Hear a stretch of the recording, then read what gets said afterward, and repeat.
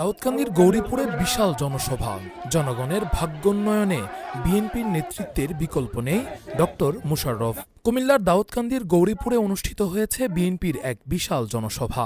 জনসভায় প্রধান অতিথির বক্তব্যে বিএনপির স্থায়ী কমিটির সিনিয়র সদস্য ও কুমিল্লা এক আসনের প্রার্থী বীর মুক্তিযোদ্ধা ডক্টর খন্দকার মুশাররফ হোসেন বলেছেন, জনগণের ভাগ্যোন্নয়নে বিএনপির নেতৃত্বের কোনো বিকল্প নেই।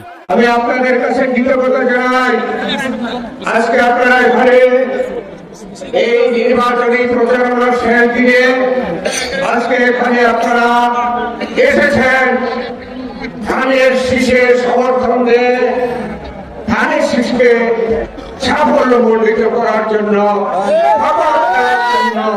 এখানে এসেছেন। আর আমি এসেছি আপনাদের সামনে ভোট চাইতে। এখানে সারা বাংলাদেশের স্লোগান হয়ে গেছে যে ভোট দিবেন কিসে, ভোট দিবেন কিসে।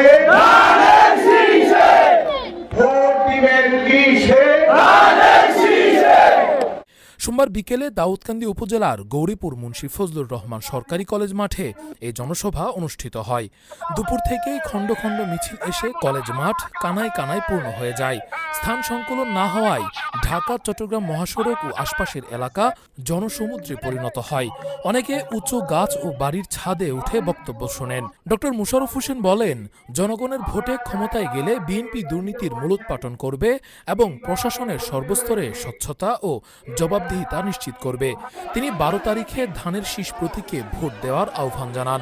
জনসভায় প্রধান বক্তা হিসেবে বক্তব্য দেন বিএনপির জাতীয় নির্বাহী কমিটির সদস্য ডক্টর খন্দকার মুশাররফ হোসেন। তিনি বলেন, তারেক রহমানের নেতৃত্বে দেশ উন্নয়নের নতুন ধারায় এগিয়ে যাবে এবং জনগণের স্বপ্ন বাস্তবায়ন হবে। দাউদকান্দি উপজেলা বিএনপির আহ্বায়ক এম.এ. লতিফ ভুইয়ার সভাপতিত্বে অনুষ্ঠিত সভায় বিএনপি ও অঙ্গ সংগঠনের বিভিন্ন পর্যায়ের নেতাকর্মীরা উপস্থিত ছিলেন। সভা শেষে একটি বর্ণাঢ্য র্যালি বের হয়ে ঢাকা চট্টগ্রাম মহাসড়ক প্রদক্ষিণ করে শহীদনগর বাজারে গিয়ে শেষ হয়। দাউদকান্দি থেকে Mohammad Shariful Islam, true vision TV.